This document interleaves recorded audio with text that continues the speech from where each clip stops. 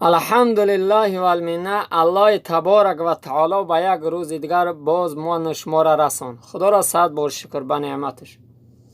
قصه را بیان میکنند از حیات یکی از پیامبران الله مهربان که صالح علیه السلام دورهای پیامبریش بود. میگه در شهر زندگی میکرد که یک مرد بود بسیار ظالم بود، بسیار مردم آزار میداد.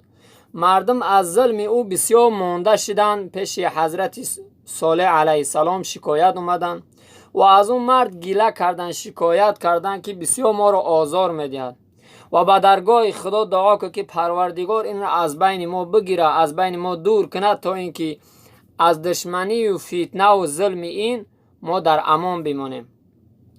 حضرت صالح علیه السلام سخن اونها را رد نکرد و دست برداشت دعا کرد. پس فردا بود. مردم وقتی که از مسجد برآمدند به کوچه نظر میکردند، دیدند که همون مرد ساق سلامت از طرف کوه بیابان آمده است. اون مرد کارش همیشه میرفت از کوه پشته هیزم جمع میکرد، میورد میفروخت، زندگیش پیش میبرد. همون مرد ظالم. مردم نگاه کردند که سالم تنش صحت از همون هیزم جمع کرده و گشته آمده است. مردم یک بار خیستن به خونه صالح علیه السلام رفتن. گفتن ای پیغمبر خدا، تو دعا کرده بودی اون مرد در حیات زنده هست. حضرت صالح علیه السلام اون مرد فریاد زد، گفت ای بنده خدا، تو چی عمل داری؟ تو چی رفتار میکنی در روزگار زندگی همین روزه؟ تو چی کاره هستی؟ او در جواب گفت ظالم که ای پیغمبر خدا، من کارم هیزم جمع کنی از کوه پشته میارم، جمع میکنم و او را میفروشم، زندگی ما پیش میبرم. گفت همی سحر که تو با کار راه کشیدی، آیا یکم عمل انجام دادی؟ به همون مرد سوال کرد حضرت صالح علیه السلام. اون مرد در جواب گفت بله. گفت سحر وقتی خیسم میخواستم با کار برم، گفت یک نان با همراه خود گرفتم، یک مقدار آب گرفتم و در راه می رفتم که نگاه کردم یک سگ بود، یک حیوان بود که از تشنگی و گرسنگی داشت هلاک میشد، جان میداد. گفتم هر جا که باشد این مخلوق خدا هم بسیار گرسنه و تشنه هست.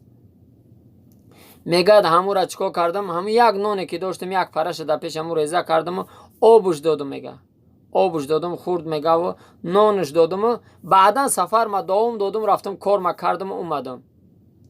حضرت صالح علیه السلام گفت ای بنده خدا، همون چوبه که جمع کردی، هیزمه که همین روز جمع کردی کجا ده؟ گفت در خونم.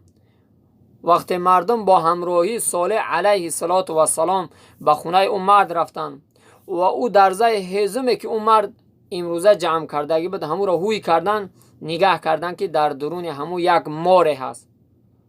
یک ماره هست که در مینه همون چوبای همون مردک بگیم همون هیزم جمع کردگی همون مردک پیچیده است، مرده است، خاک شده است. صالح علیه السلام گفت ای بنده خدا، پروردگار مهربان مرگ ترا اندک موندگی بود که همین مار کار ترا تمام کنه، همین مار ترا زهر بچکنه، نه که همون نون تو سبب شده، همون سگ داده، همون نون به همون سگ عطا کرده، همون سبب شده تقدیر ترا اعلی دگرگون کرد. اگر همون نون بهره همون میدادی، الکه که همین ماری که زهر داره کار ترا تمام میکرد. به همین خاطر دوستای خدا میگن که تقدیر دو نمود میشه، تقدیر معلق میشه و تقدیر مبرم میشه. تقدیر مبرم چه میگن که خداوند در ازل کشیدگی اورام، تقدیر معلق هم در ازل خدا کشیدگی، نه که به طریق دعا صدقه کردن او چی میشه؟ دیگرگون میشه. او هم دیگرگون شده، او هم از تقدیر پروردگار بیرون نیست. در حدیث پیامبر خدا صلی الله علیه و میگه از صدقه تو ترد البلاء، پیامبر میگه صدقه بلا را دور میکنه. هر انسانی که با اخلاص، با نیت نیک، هر کسی هر چی عطا میکنه، هر چی کمک میکنه، یاردم میکنه، همه اینها در صدقه میداره. صدقه فقط کردن، مال دادن نیست. صدقه به دست میشه، به کمک میشه، به یاردم میشه، به نصیحت میشه. پیامبر همین را بیان میکند که صدقه چکو میکنه تقدیر انسانیت چکو میکنه دیگرگون میکنه، تقدیر معلقه.